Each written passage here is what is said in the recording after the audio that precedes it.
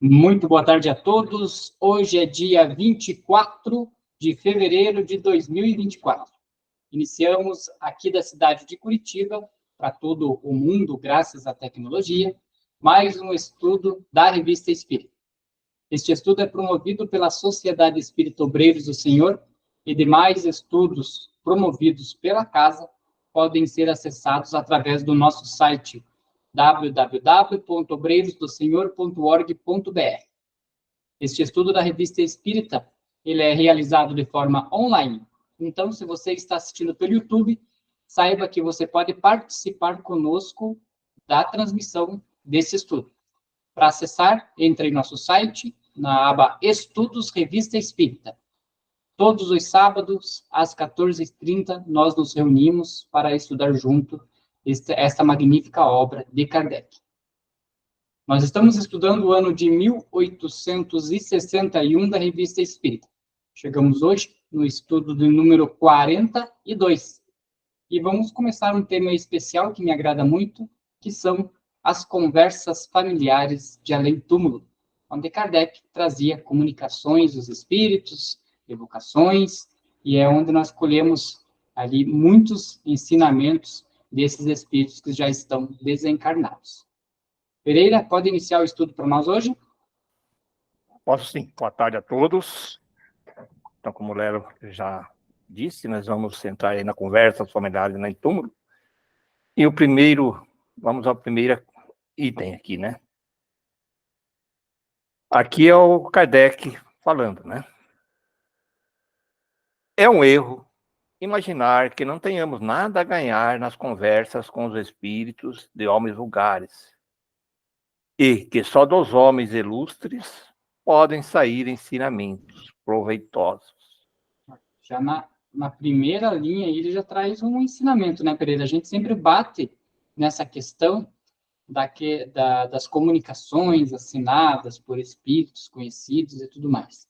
E aqui Kardec vem trazendo ainda mais do que a gente comenta. Normalmente a gente comenta que tem espíritos que não têm um alto renome e que traz informações muito importantes, muito úteis.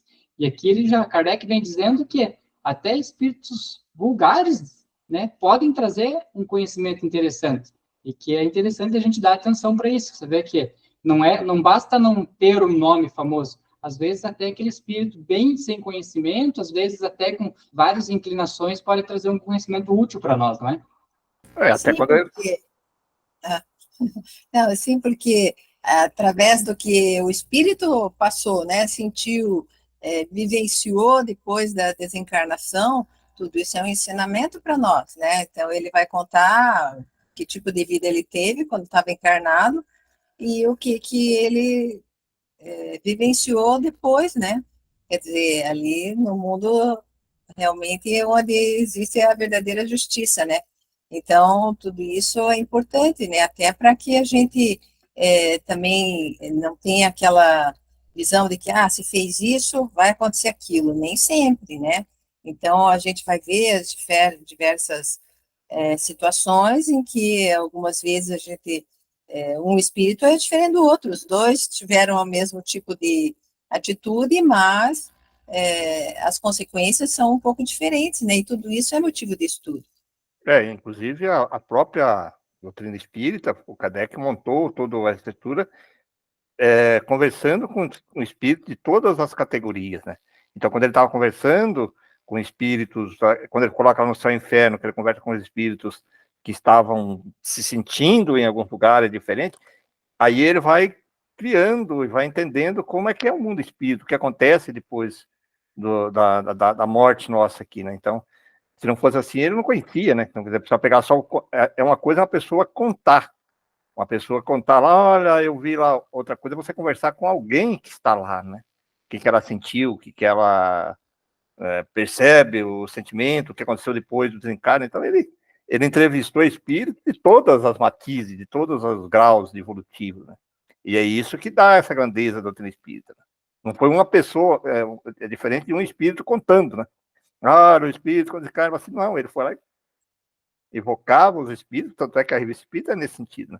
Evoca o espírito para ele contar a história dele, né? o que aconteceu com ele, como é que estava ele, como é que foi o desencarne dele, né, qual a experiência que ele teve, qual o sentimento que ele sentia.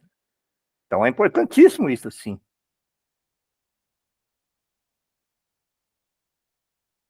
Em seu número, por certo, muitos serão insignificantes, mas muitos também, de quem menos se espera, saem revelações de grande importância para o observador sério.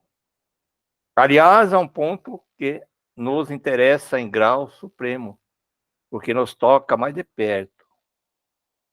É a passagem, a transição da vida atual à vida futura.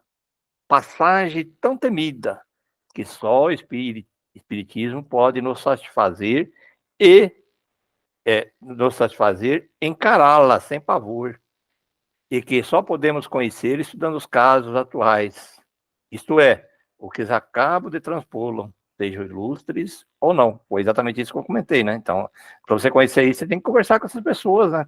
Como aconteceu. E como a Sônia também explicou ali, esse desencarne, que não existe essa palavra, né? Esse desencarne, não existe essa forma de conjugação, nós vamos tratar assim para ficar mais fácil de entender, vai variar muito de pessoa para pessoa, e se a gente pegasse só espíritos já elevados, né, muitas das coisas que a gente ouve ali do espírito, por exemplo, aqueles que ficam em grande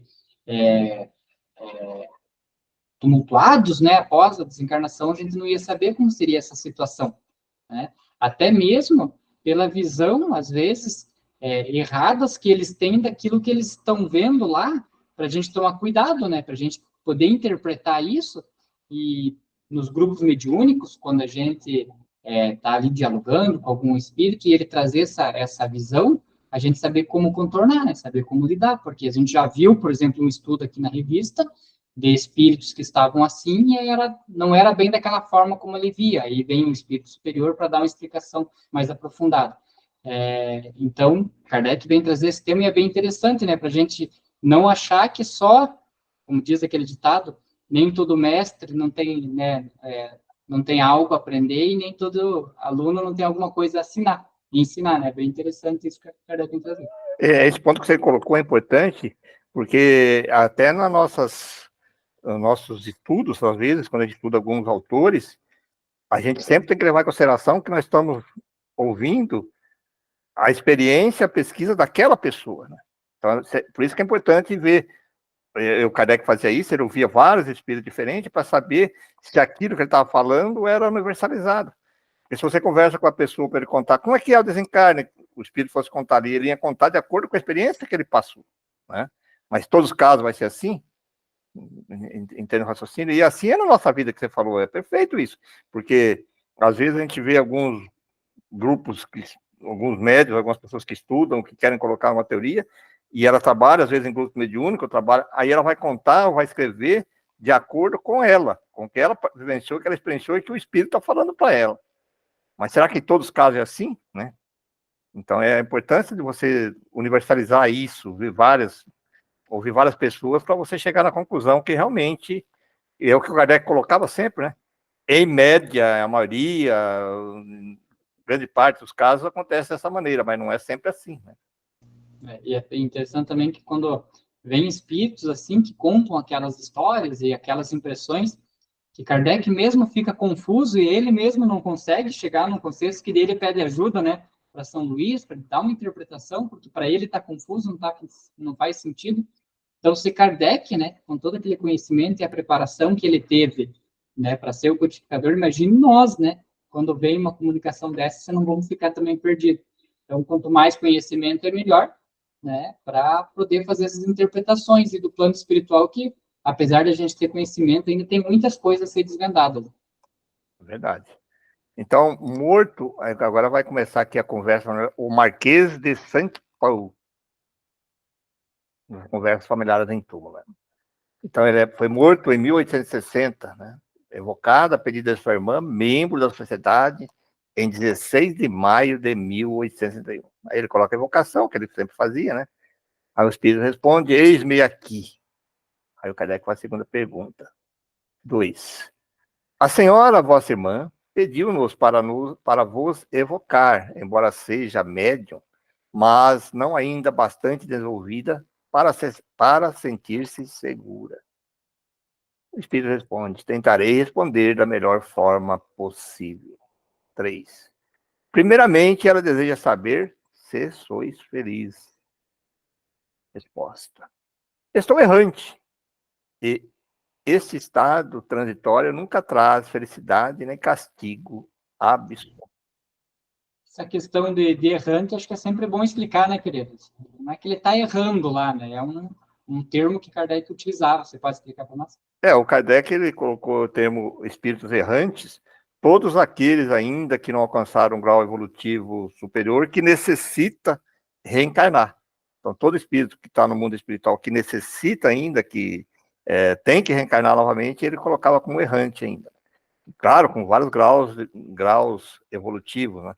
Então, só para entender isso. Então, ele denominava todos os espíritos que necessitavam, aqueles que já caiu para os espíritos mais evoluídos, perfeitos, que não necessitam reencarnar, aí sim ele tirava que não era um espírito errante, né? Na colocação dele que ele coloca.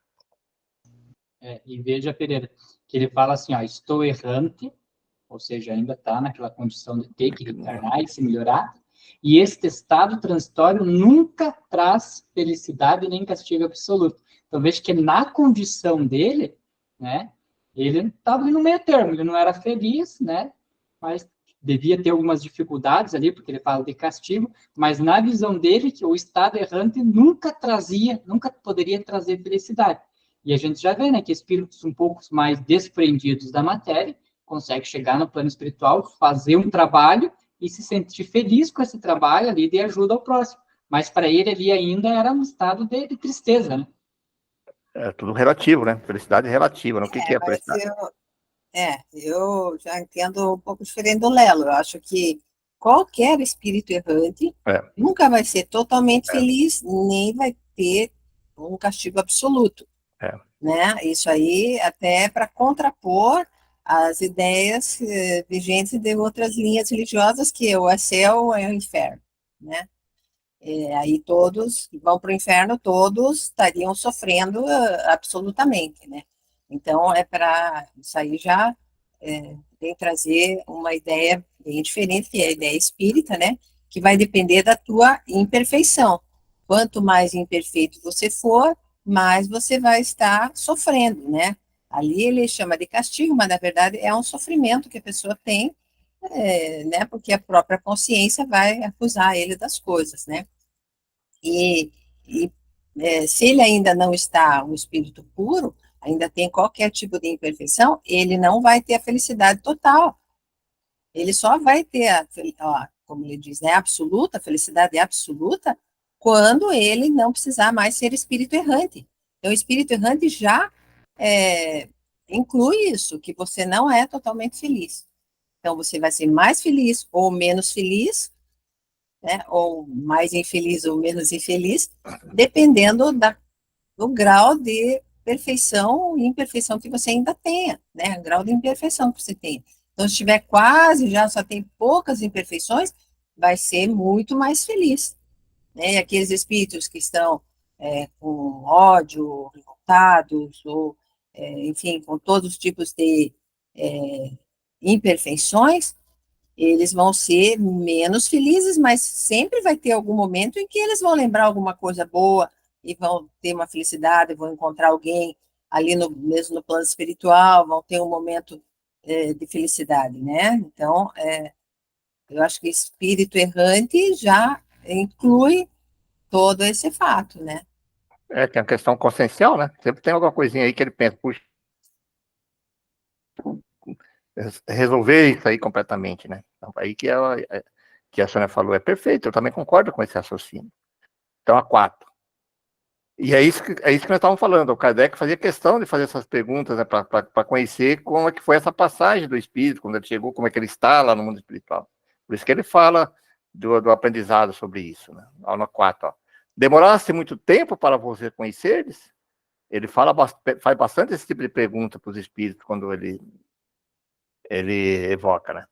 Aí o espírito fala, fiquei muito tempo em perturbação.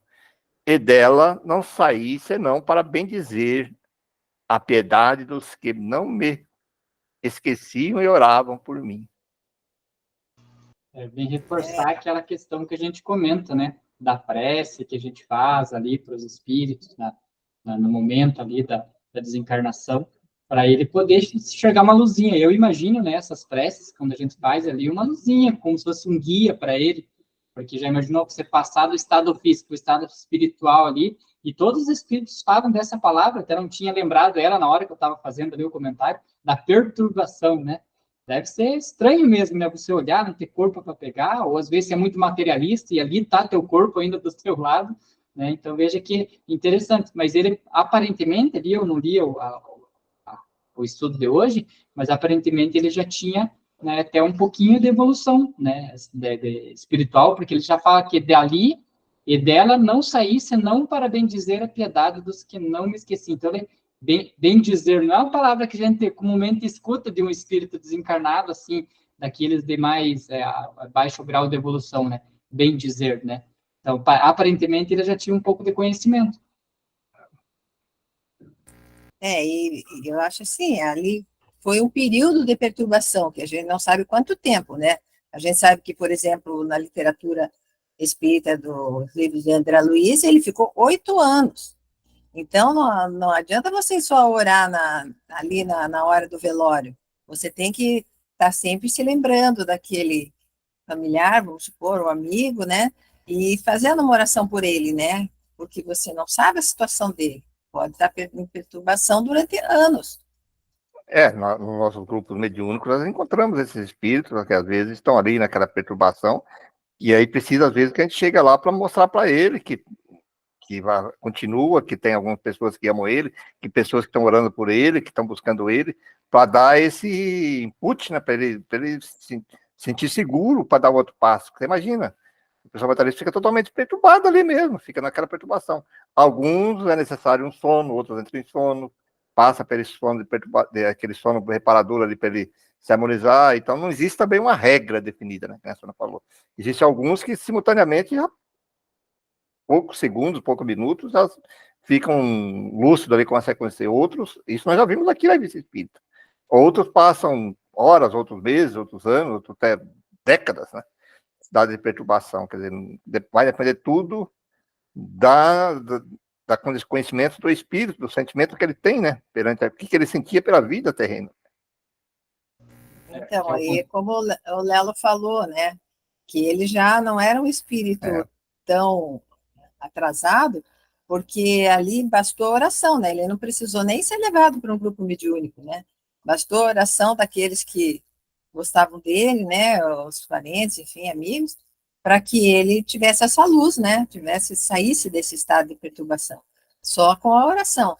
Então, os espíritos mais imperfeitos, só isso não adianta. Ele tem um refrigério, mas ele não consegue sair, às vezes, da perturbação que tem necessidade de ser levado para um grupo mediúnico para se comunicar, né? Nós comentamos, Sônia, nos estudos passados, que o tema vem girando sobre essa questão ali, sobre essa questão ali da transição ali do corpo físico para o plano espiritual. E nós até comentamos aqui num outro estudo sobre a questão de que a maioria das religiões ela não prepara para morrer. Né? Ninguém fala assim, depois da morte você vai ter tal coisa. É simplesmente assim, depois da morte é o céu, e você vai ser feliz, vai estar com Deus e com os anjos, ou depois da morte é o inferno. E aí, de repente, você pega um espírito assim que nem ele, vamos imaginar que ele tivesse essas duas filosofias antagônicas ali, e ele desencarna, e ele não cai nem no céu, nem no inferno, ele fica ali naquele estado de perturbação, todo o conhecimento que ele tinha não vai servir de nada, né? Porque eu não estou nem no céu, não estou nem no inferno, estou onde, né? Então, fica complicado para ele. E essa questão da gente comentando ali sobre o local que ele está e o tempo que ele ficou, para nós reencarnados, é fácil, né? Eu consigo entrar praticamente em qualquer lugar, mesmo que não seja um local adequado para mim. Se eu quiser ir lá numa igreja evangélica, eu vou lá, vou conseguir entrar. Se eu quiser ir lá num presídio, fazer uma visita, eu vou lá, vou entrar, e assim sucessivamente. Já o espírito, quando ele desencarna, ele vai se juntar naquilo que dá a vibração dele, né? Então, ele desencarnou, ele vai se ver no meio né, daquelas pessoas cuja vibração dele permitiu que ele estivesse lá. E aí não tem como você querer ir para o lugar A ou B enquanto você não mudar nessa vibração. Por isso que a Sônia comentou. A oração para ele já foi suficiente, mas algumas pessoas vão ter que trabalhar também a sua vibração para que possam sair desse lugar, né? Lely, você falou um ponto bem importante aí, que de não preparação para o nosso retorno, né? Que é o retorno para o mundo espiritual. Até o próprio movimento espírita, falo movimento, porque não é o espiritismo, o movimento espírita não aborda isso da maneira bem clara. A gente percebe, assim, pessoas que já estão, às vezes,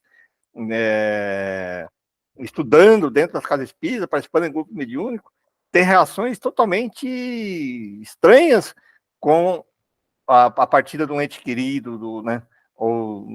Aí eu fico pensando assim, poxa vida, ela deveria compreender mais isso que nós estamos falando aqui, deveria entender que isso é uma coisa natural, que, né, em termos de oração, que tem que fazer para a pessoa, que vibrar por ela, mas as pessoas se desequilibram, se desarmonizam, porque o próprio movimento espírita, às vezes, não conversa isso que nós estamos conversando aqui agora, né? Como é que é essa passagem, né? Como é que eu vou... Até para nós mesmos, até eu penso, na reflexão nossa, né?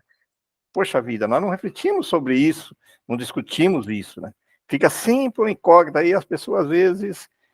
alguns falam assim, quando você desencarnar, você vai para um umbral, vai não sei o quê, sabe, cria umas coisas totalmente antagônicas, umas coisas totalmente fora do próprio conhecimento do espiritismo. Eu acredito que deveríamos falar mais, sim, falar, né, em palestras, em estudos, em nossas conversas, sobre essas questões, para não ser surpreendido com isso, né? Quando um ente querido da família desencarna, ou um ente querido, um conhecido, ou até mesmo quando nós desencarnamos, né? Nós temos que pensar nisso, né? Não sei se vocês percebem, mas eu percebo isso, de pessoas próximas da gente, dentro do espiritismo, com situações bastante perturbadoras sobre as partidas de um ente querido, né?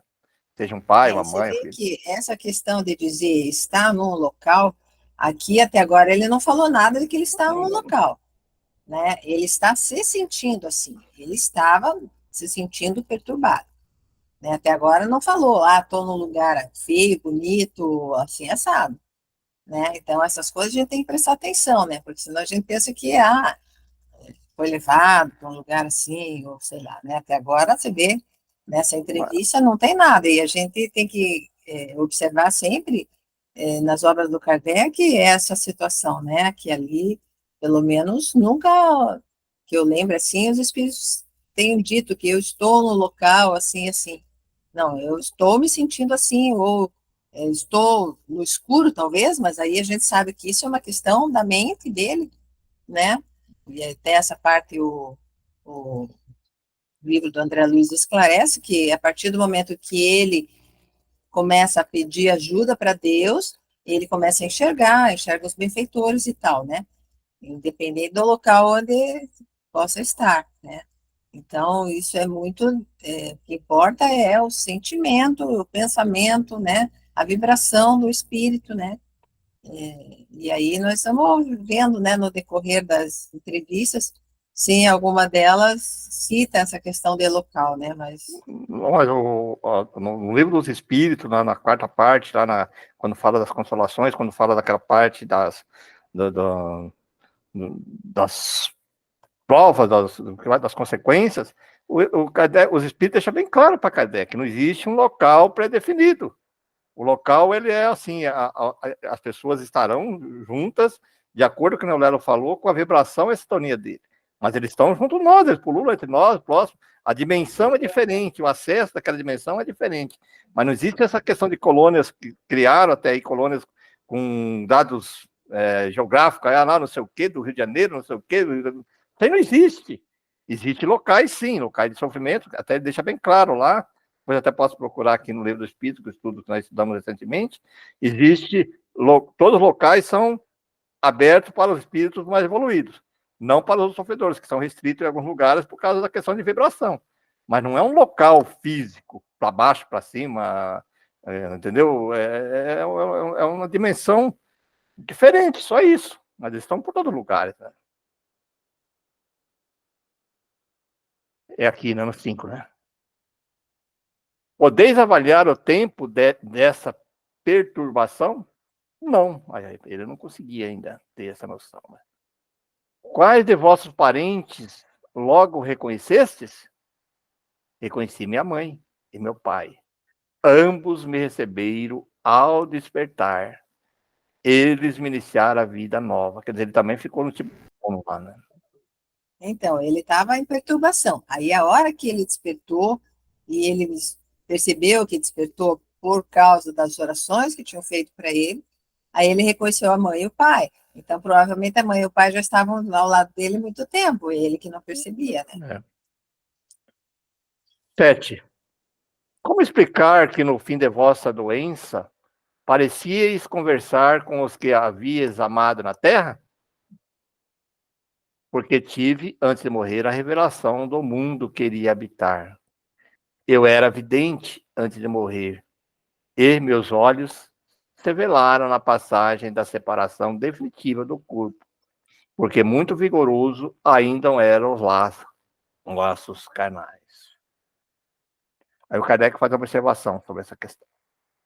O fenômeno do desprendimento antecipado da alma é muito frequente. Antes de morrer, muitas pessoas entreveem o mundo dos espíritos. É, sem dúvida, com o objetivo de suavizar pela esperança o pesar de deixar a vida. Mas o espírito acrescenta que seus olhos se velaram durante a separação. É com efeito o que sempre ocorre. Nesse momento, o espírito, perdendo a consciência de si mesmo, jamais testemunha o último suspiro do seu corpo. E a separação se opera sem que dela se dê conta.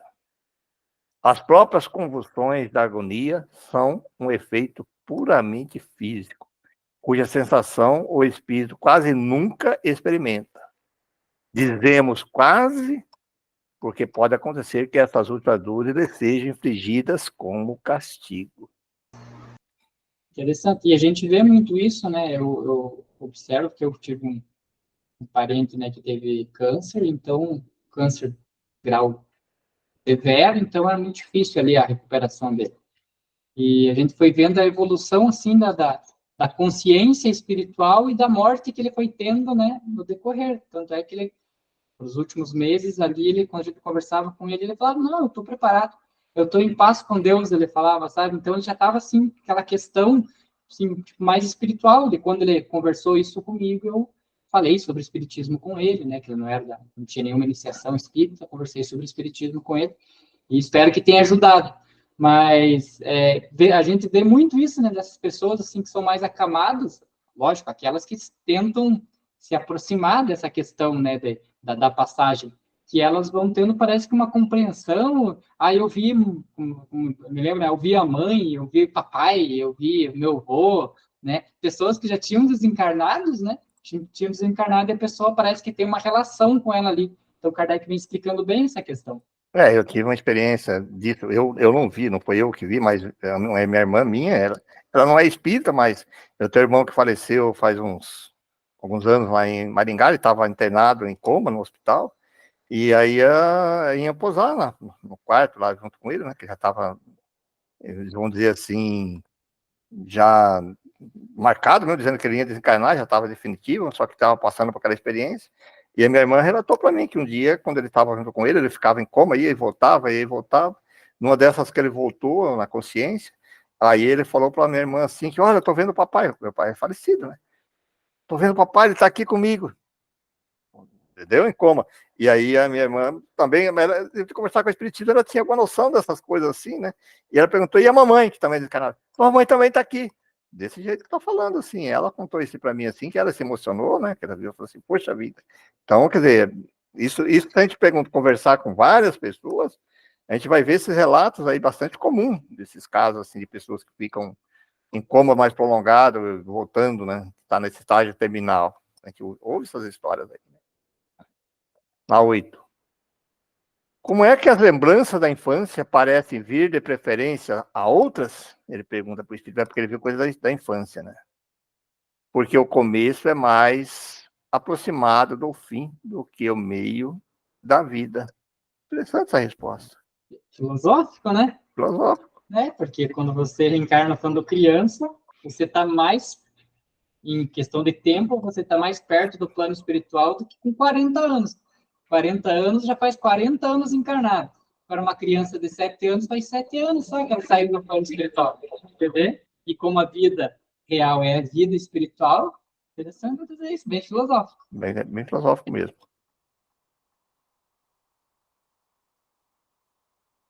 Aí o Kardec continua perguntando: o que pretendeis significar com isso? Ele quer saber, né? O que ele queria dizer com isso? Que os moribundos se lembram e veem como consoladora a miragem aos anos jovens e inocentes, né, que ela falou aí, né? Aí o Kardec faz a observação dele. É provavelmente por um motivo providencial, semelhante que os velhos, à medida que se lhes aproxima o tempo da vida, algumas vezes têm lembranças tão precisas dos menores detalhes de seus primeiros anos. Por que, referindo-se ao vosso corpo, faláveis sempre na terceira pessoa? Porque, como disse, eu era vidente e sentia claramente a diferença que existe entre o físico e o moral. Tais diferenças ligadas entre si pelo fluido da vida tornam-se bem distintas aos olhos dos agonizantes clarividentes. Aí o Kardec faz a observação dele, né? Eis aí uma particularidade singular apresentada pela morte desse senhor. Nos seus últimos momentos, dizia sempre: ele tem sede, é preciso dar-lhe de beber. Ele tem frio, é preciso aquecê-lo. Ele sofre em tal região, etc. E, quando lhe diziam: mas sois vós que tendes sede, ele respondia: não, é ele. Aqui se desenham, aí o Kardec, aqui se desenham perfeitamente as duas existências. O eu pensante está no espírito e não no corpo. Já em parte desprendido, o espírito considerava seu corpo como outra individualidade, que, a bem dizer, não era ele. Era, pois, o seu corpo que deviam dar de beber, e não a ele espírito. Eu já estava pensando que era uma personalidade dele falando ali, né? Ele falando de outro, ele ali. Mas Kardec trouxe uma outra explicação. Não, aí ele está vendo o tema do corpo dele, né? Isso é comum para o sonambulismo ou nas pessoas que têm essas questões de falar com ele, né? Até no grupo mediúnico nós já vimos falar sobre dessa maneira, né? É ele precisa. Porque ele está vendo o corpo lá, está ali, a inteligência, a coisa está do espírito. É o corpo que precisa, aquele corpo que precisa de um passo assim, aquele corpo que precisa disso, precisa daquilo. Interessante. É interessante ele não se reconhecer, né? Ou se reconhecia Não, e mesmo assim tratava dele, né? Reconhecia o corpo dele, né? Aí na 11 aqui o Kardec continua perguntando: o que disseste do vosso estado errante e da duração de vossa perturbação levam a crer que não sois muito feliz. No entanto, vossas qualidades deveriam fazer supor ao contrário. Aliás, há espíritos errantes que são muito felizes, como os há muito infelizes. Resposta: estou num estado transitório. As virtudes humanas aqui adquirem seu verdadeiro valor. Sem dúvida, meu estado é 100.000 vezes preferível ao da encarnação terrena, mas sempre carreguei comigo as aspirações do verdadeiro bem e do verdadeiro belo. E minha alma não será saciada, senão quando se alçar aos pés do seu Criador. Isso aqui, nós falamos aí, a Sônia comentou sobre isso, né? Então, poxa, enquanto tiver alguma coisa para a gente acertar, você não vai ficar sempre assim, você não vai se considerar feliz, né? Falta alguma coisa ainda, né? Então, ele tinha um entendimento, né? Porque se para ele, onde ele estava, era 100.000 vezes preferível do que quando ele estava na encarnação terrena, e mesmo assim ele soube diferenciar que ele não estava numa felicidade absoluta, então ele já tinha um conhecimento do que era, né? Talvez não espírita, mas, né, igual aquele outro que a gente estudou lá de 1837, que nem conhecia o Espiritismo e fez todo um diálogo ali na época da Páscoa, falando claramente sobre o Espiritismo, esse também, né? Apesar de talvez não ser espírita, ele tinha todo esse conhecimento, que enquanto errante, a felicidade absoluta ele não tinha. Apesar de que na situação que ele estava era 100 mil vezes preferível do que quando na Terra. Você vê que o quanto abre também a questão de compreensão da mentalidade ali, depois que você sai do invólucro aí, das amarras do corpo, né? Aproveitando que a Sônia está aí hoje, vamos deixar ela ler o próximo, Pedro? Isso aí, vamos sim.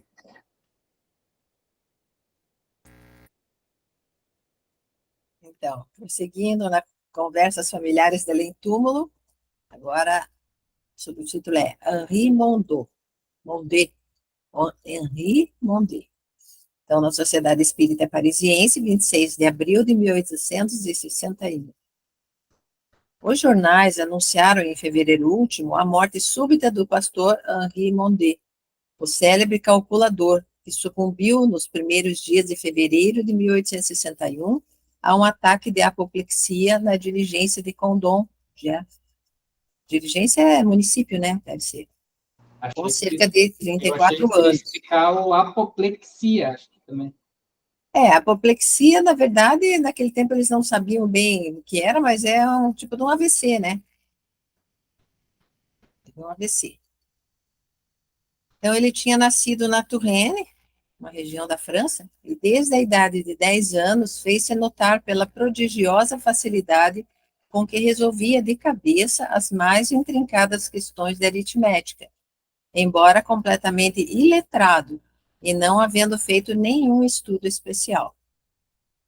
Logo atraiu a atenção e muitas pessoas iam vê-lo, enquanto pastoreava seus rebanhos. Os visitantes divertiam-se em propor-lhe problemas, o que lhe proporcionava pequeno lucro, né? Davam gorjetas para ele. Lembravam ainda o pastor napolitano, Vito Mangiamelli, que poucos anos antes tinha apresentado um fenômeno semelhante. O professor de matemática do Colégio de Tours pensou que um dom natural tão notável deveria dar resultados surpreendentes se fosse auxiliado. Em consequência, empenhou-se na tarefa de educá-lo, mas não tardou a perceber que lidava com uma das mais refratárias naturezas. Com efeito, aos 16 anos, mal sabia ler e escrever correntemente.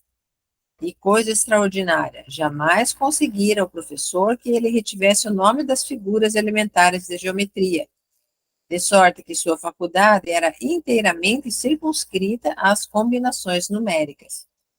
Era, pois, um calculador, mas não um matemático. Outra... Só para comentar, você vê que interessante essa questão da matemática, né? Esse tempo atrás eu estava assistindo os documentários que eu gosto de assistir, né? E os pesquisadores comprovando ali que alguns estudos feitos com galáxias e universo, eles conseguem identificar uma segmentação binária no cosmos, vamos dizer assim. Que binário é a linguagem de computador, né? O 0 e 1, que combinados dá o tanto. Então, você vê, né? Aí ele comentando um outro programa, não no mesmo, no outro programa, ele comentando sobre o Tesla, né? Que Tesla tinha um conhecimento ali da eletricidade que parecia que ele fazia parte da eletricidade, né? Que era inconcebível para aquela condição ali, para aquela época. E aí um dos pesquisadores comentou que parece que Tesla tinha uma conexão com o universo, onde está toda a inteligência. Eu achei interessante eles falarem isso, não era um programa nada espírita, e ele falava que ele tinha uma conexão com a inteligência do universo, né? Ele conseguia atingir uma vibração onde estava a inteligência que a maioria das pessoas não conseguia atingir. Vê que interessante, né? E aí, por exemplo, esse menino, talvez ele tivesse uma conexão com alguma coisa, né? De vibração, que para ele era uma coisa simples, era que nem nós, né? Sei lá, comer. Para nós é simples, se bem que a gente teve que aprender a comer quando era criança, né? Respirar. Para ele era uma coisa simples, às vezes ele nem consegue nem explicar como que ele faz aquilo, né? Ele só sabe, né? Só sabe fazer. Então, outra singularidade é que ele jamais pôde dobrar-se às nossas fórmulas de cálculo, nem mesmo as compreendia, Tinha sua própria maneira, a qual nunca pôde dar conta de maneira clara, não sendo capaz de explicá-la nem aos outros nem a si mesmo, e que se prendia a uma memória prodigiosa dos números. Dizemos dos números e não dos algarismos, porque a visão desses últimos o atrapalhava mais do que o ajudava. Preferia que os problemas fossem colocados verbalmente e não por escrito. Era uma ligação mesmo com a matemática, né? Não era, eu olho ali, vejo a fórmula e sei fazer. Eu lembro que na escola, o professor falando uma vez do Einstein, né? Ele falava que Einstein, ele saía do problema do A para o resultado C sem passar pelo B. Né? Ele não precisava entender o B. Nós tínhamos que desenvolver tudo. Não, Einstein olhava e já falava. Não, o resultado é esse. Mas e como que era feito? Não, só sei, é esse o resultado. Aí, e o desenvolver era aquele mesmo. Então, é essa questão, né, como esse menino ali, não era menino, era um pastor, ele nem sabia ler nem nada. É, um pastor menino, né? Ele nem sabia ler nem nada. Então, você vê que interessante, você tinha que chegar e dizer para ele, qual raiz quadrada de 300 e tantos? Agora, se colocasse o número, ele não ia saber identificar, porque você não sabia ler. Você vê que estava intrínseco mesmo no entendimento dele. Tal é, em resumo, o resultado das observações que nós próprios fizemos sobre o jovem Mondé, e que, na ocasião, nos forneceram assunto para uma memória lida na Sociedade Frenológica de Paris.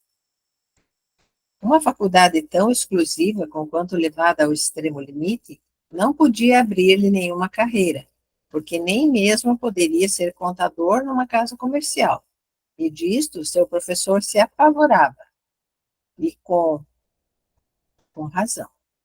Este quase se censurava por havê-lo tirado de suas vacas, perguntando-se o que seria dele quando os anos o tivessem privado do interesse a ele ligado, sobretudo em razão da sua idade. Nós o perdemos de vista há 18 anos. Parece que encontrou algum meio de subsistência, dando sessões de cidade em cidade. E aí acabou desencarnando, né? Então, a evocação. E ele responde: 4 e 3 são 7, tanto nos outros mundos como aqui. Eles perguntam: queríamos evocar-vos pouco depois de vossa morte, mas nos foi dito que não vos encontráveis em condição de responder. Parece que estáis agora. Eu vos esperava.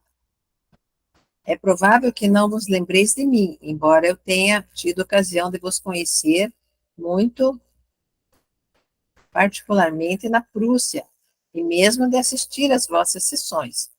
Quanto a mim, ainda me parece vos ver, bem como o professor de matemática que vos acompanhava, e que me deu preciosas informações sobre vós e vossa faculdade.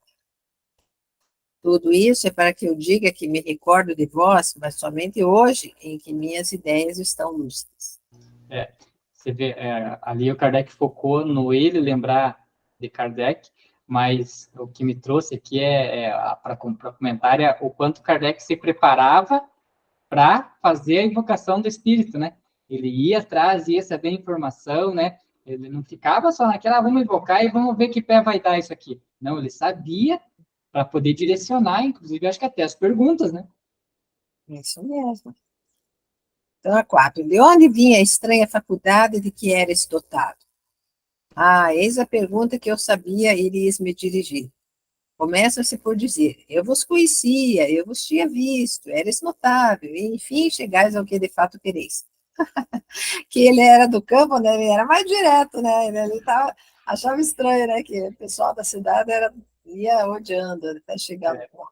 E pelo jeito ele passou a vida inteira assim, até me fez lembrar de um outro caso, não sei se era semelhante nessa questão de cálculos, acho que era cálculo, assim, que às vezes passava o pessoal lá e dava, acho que era para o menino, dava 10 centavos, 50 centavos para ele fazer cálculo, né? E aí, de vez em quando, ele errava, né? E aí o pessoal me nossa, como que você errou e tal? Eu me ensinei que se eu acertar a vida inteira, eles vão parar de passar aqui e aí já não vão mais me dar a moeda. Então, de vez em quando, eu tenho que... Você se lembra dessa história, Pedro? Que teve uma passagem assim que ele pegava, né? Então, imagine, a vida inteira, né? A única fato que destacava ele dos demais era essa questão dos números. A vida inteira, assim, deve ficar meio saco cheio mesmo, né, das pessoas só vir em cima daquilo sobre aquele assunto, né? Ele continua respondendo. Pois bem, eu tinha a faculdade de poder ler em meu espírito os cálculos imediatos de um problema. Dizei que um espírito expunha diante de mim a solução. Eu tinha apenas de ler. Eu era médium vidente e calculador, e não devo negar, uma pequena tabuada. Outra pergunta. Tanto quanto posso lembrar-me, quando vivo não tinhas esse espírito brincalhão, cáustico. Não eres mesmo um pouco grave? Veja, porque a faculdade foi sempre empregada nisso, não restava mais outra coisa. Então, naquela encarnação, ele veio só com aquela capacidade, né? Não quer dizer que ele já não tivesse no espírito outras capacidades. Não, mas aí que ele está colocando ali. Não era ele. Ele era médium. Tinha um espírito que ficava perto dele e o espírito respondia. Isso que ele está querendo dizer aí. Então, por isso que ele, talvez, quando ele ficasse, perguntava para ele na escola, em outro lugar, ele não entendia nada. Ele não tinha nenhum. Não, mas aqui ele está se referindo ao humor dele, né? Ao humor, sim, ao humor sim. Agora, mas a questão quando da ele era vivo, ele não era assim brincalhão, ele era até um pouco grave, né? Então, o espírito responde, que ali ele estava focado só naquela questão, né? Não restava mais outra coisa, né? Mas se a gente analisar as limitações que ele tinha, não era muito também certo ele ser muito brincalhão, né? Porque a vida de pastor a gente sabe que não era fácil. Aí ele ia para o colégio e não conseguia aprender as matérias, não sabia ler, não sabia identificar. A única coisa que diferenciava ele era a questão desses números. Então, aparentemente, ele não tinha muito motivos para ser brincalhão, né? Ele tinha uma vida até que sofrida, né? Que na verdade, quando ele era pastor, ele era só pastor. Daí foi o professor lá, se meteu, né? Tirou ele de lá e levou para a cidadezinha, né? Isso aí é crueldade mesmo, né? Número 6. Como é que essa faculdade tão desenvolvida para o cálculo fosse tão incompleta para as outras partes mais elementares da matemática? Ele responde, por certo, eu era um tolo, não é mesmo? Dizei a palavra, eu aceitarei. Mas aqui compreendeis, não mais tenho que desenvolver a minha faculdade para as cifras, e ela se desenvolve rapidamente para outras coisas. Então, é isso mesmo, naquela encarnação, ele veio focado só naquilo ali, né? Tinha uma mediunidade específica, né? Visualizar o que os espíritos mostravam para ele, e era só aquilo que ele fazia, né? Não desenvolveu outras capacidades naquela vida. Daí, quando volta para o plano espiritual, na verdade, ele, né, tinha, então, digamos, não foi a primeira encarnação dele como ser humano, então ele tinha outras capacidades, né? Mas você vê, por ser uma coisa tão específica, né? A gente até para pensar assim, qual a utilidade, com certeza tem, né? Mas qual o fim, né? O propósito dele só vir saber fazer essa questão do número, né? E aparentemente não inventou nada, né? Não chegou, não inventou um teorema, nem nada, né? Você vê que interessante bom, o tema era exatamente isso que Kardec trouxe, né? Era dos espíritos vulgares ali que na teoria não tinha grandes feitos para poder dar uma comunicação. O Kardec trouxe antecipadamente que seria isso, porque se não trouxesse, né, a gente ia pensar, nossa, mas que fim que tinha? Ficar sabendo ali, fazer conta de cabeça ali, sem ter que... Né? Eu entendo, né, não sei se vocês concordam, que ele veio mais até para que as pessoas buscassem uma resposta, né, fossem investigar e fossem ver o porquê disso e tal, né, fosse motivo de estudo, né, porque ele também não viveu muito tempo de vida, né, então ele ficou até um tempo em que pudesse aguçar, né, a curiosidade das pessoas para algumas coisas além das terrenas, né. Eu ia entrar bem exatamente nesse raciocínio mesmo. Para mim é isso mesmo. A finalidade era essa, né? Despertar o pessoal ao lado dele, o interesse do estudar, de conhecer essas questões, ligar, sei lá, pelo menos refletir sobre essas questões. Né? Então, aí o Kardec pergunta, não tendes mais de desenvolvê-la para os números? O Espírito escreve sem esperar o fim da pergunta. Quer dizer que Deus nos deu a todos uma missão. Tu, dissesse-me ele, vai espantar os sábios matemáticos. Fartei parecer ser sem inteligência para que fiquem mais impressionados. Derrota todos os seus cálculos e faz que eles se digam, mas que tem ele acima de nós? Que tem de mais forte que o estudo? Queria Deus levá-los a procurar além do corpo? O que existirá de mais material que um algarismo? Olha, que Aí, Lela, bacana, né? respondeu a tua pergunta, né? Respondeu bem na linha do que a senhora tinha respondido, exatamente isso. Isso aí. E fostes em outras existências. Fui enviado para mostrar outras coisas. Olha só. Quer dizer que ele se dispôs, né? Era uma alma boa, né? Às vezes não tem tanto conhecimento, mas tem a bondade, né? Então se dispõe a vir ajudar nesse período, né? Provavelmente em que a espiritualidade estava precisando mesmo demonstrar várias coisas, né? Acordar as pessoas, né?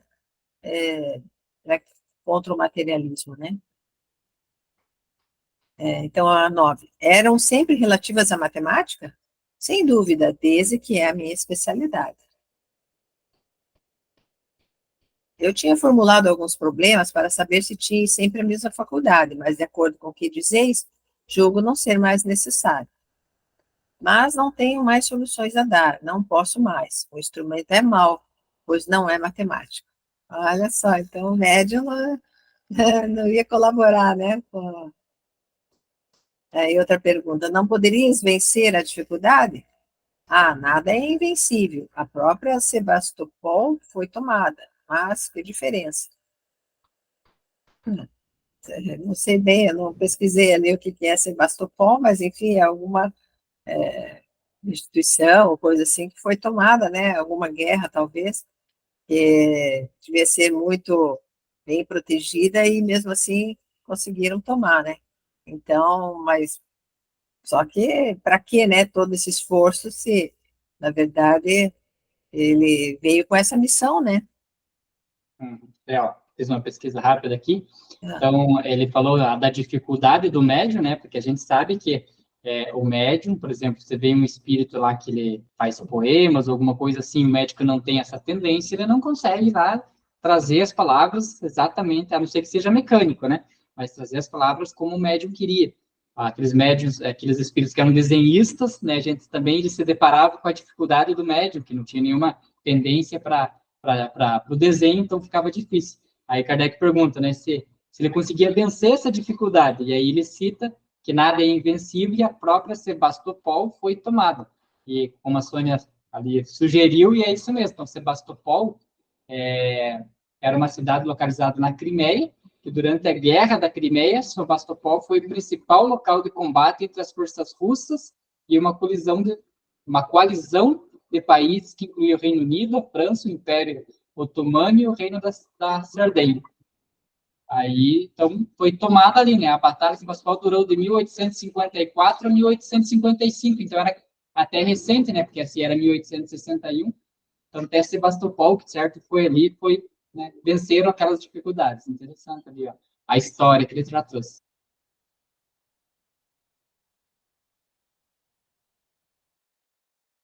O áudio, sabe?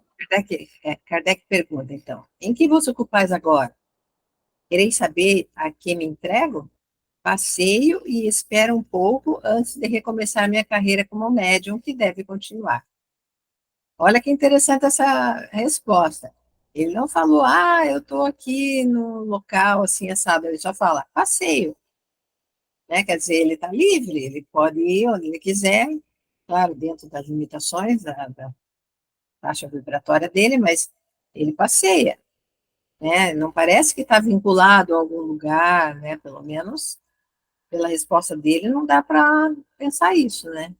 É interessante que ele já fala ali, talvez no projeto dele, como espírito, ele reencarnar de novo como médium, né? Ele ia nascer como médium novamente, em algum outro lugar, tudo aí, continuar. Você vê que ele já tinha essa, sei lá, para ele é um projeto dele, né? Que ele precisava desenvolver bastante, e aí... Então, e provavelmente esses médiuns que a gente conhece atualmente, em quantas vidas já eles vieram se aprimorando, né? Na mediunidade, começa só num aspecto, depois vai indo, vai ampliando, né? Bem bacana isso. Em que gênero pensais exercer essa faculdade mediúnica? Sempre a mesma, porém mais desenvolvida. mais surpreendente. O membro faz a seguinte reflexão: das respostas do espírito, infere-se que ele agiu como médium na Terra, levando a crer que teria sido auxiliado por outro espírito, o que explicaria por que hoje já não goza dessa faculdade. E aí o espírito diz: é que meu espírito foi feito de propósito para ver os números que outros espíritos me passavam. Ele os captava melhor do que o faríeis. Tinha o dom do cálculo, pois foi nesse gênero que eu me exercitava. Buscam-se todos os meios de convencer. Todos são bons, pequenos ou grandes, e os espíritos assenhoreiam-se de todos. Os espíritos seriam os espíritos mais evoluídos, né? Então, aproveitam, né, esses espíritos que estão evoluindo para convencer as pessoas, né? Foi nessa época mesmo, né?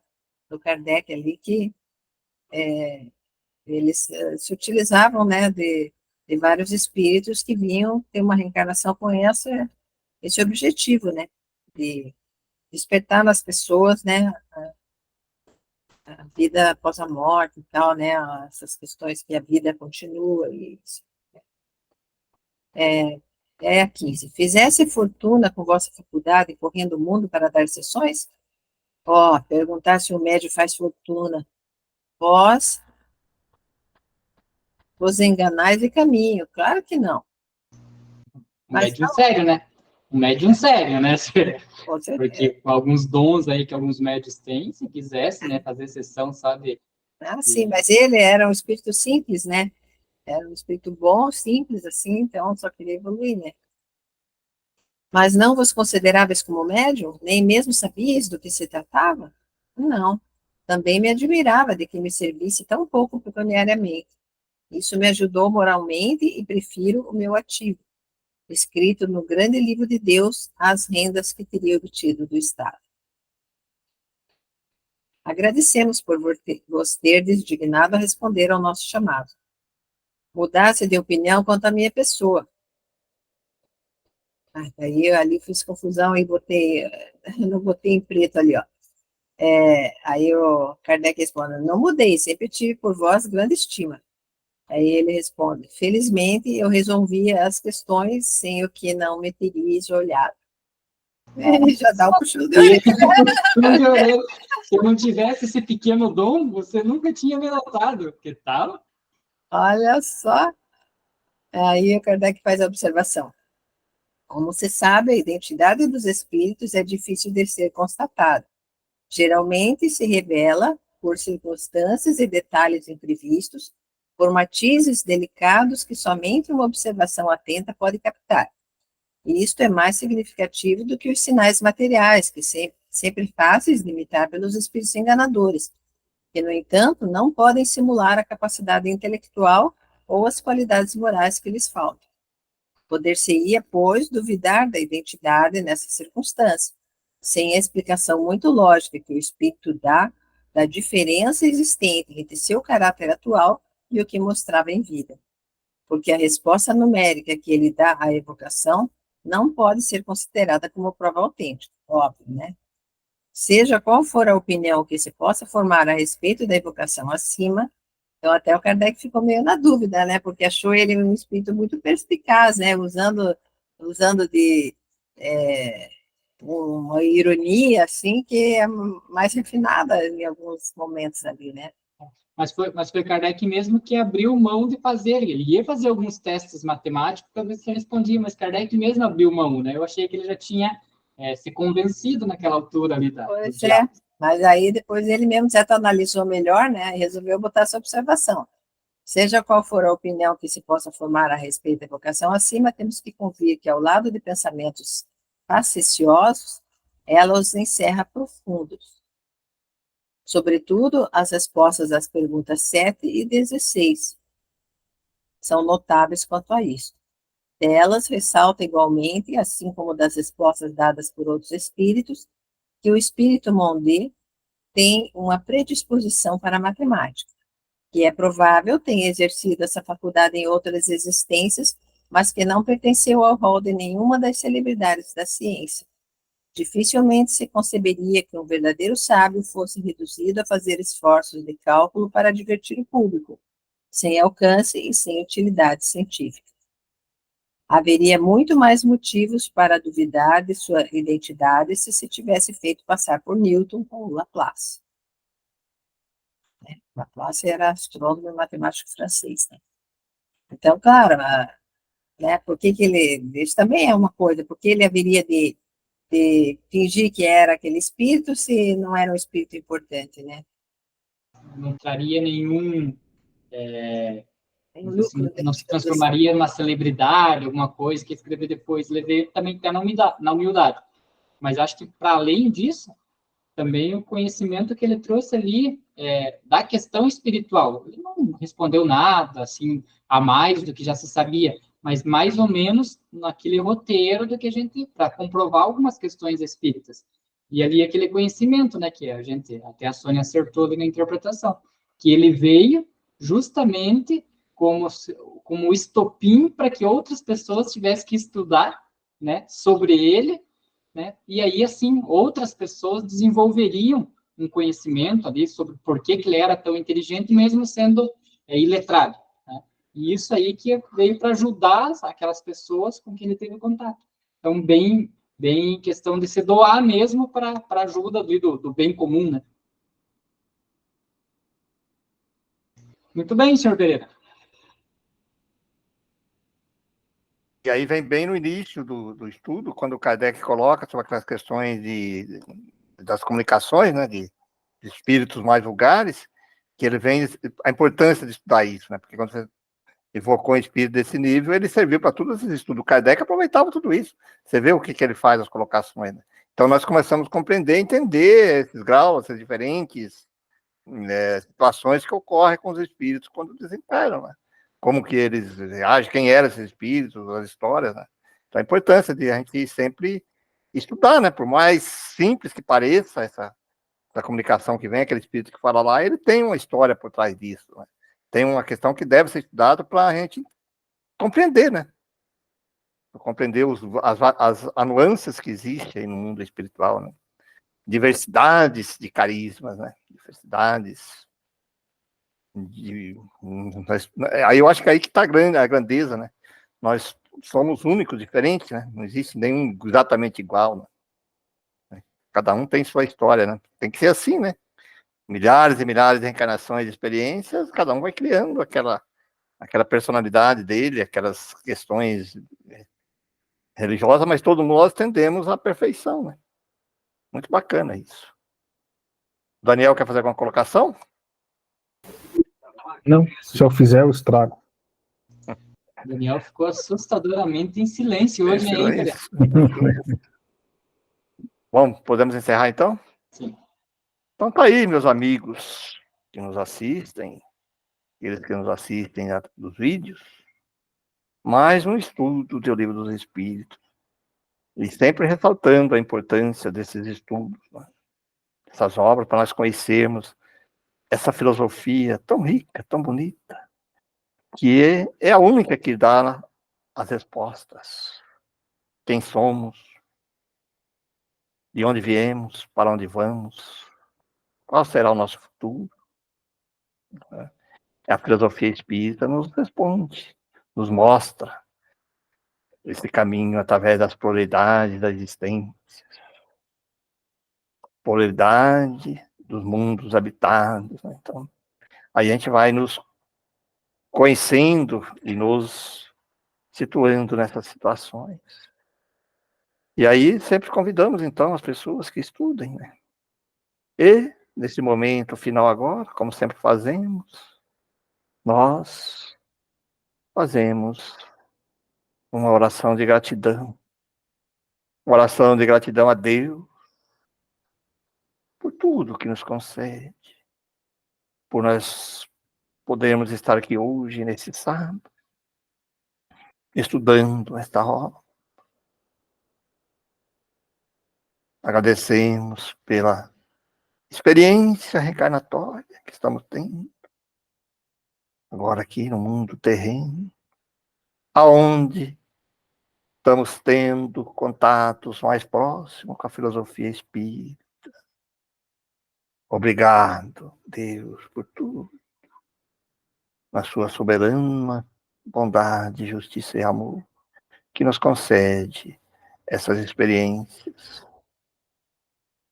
Obrigado, Jesus, Mestre querido, porque o Evangelho nos ajuda a desvendar a lei divina, reconhecer a lei divina, e nos dá também as ferramentas para nos burilarmos através da caridade. Obrigado a todos os amigos espirituais benfeitores que estão conosco nesta tarde, nos intuindo, nos ajudando, nos inspirando, nos abrindo a nossa mente para podermos assimilar o máximo possível das informações que aqui foram comentadas e estudadas. Assim, com muita gratidão e amor, vamos encerrando esses estudos de hoje, convidando a todos para estarmos juntos na próxima semana para mais um estudo da Revista Espírita. Que assim seja.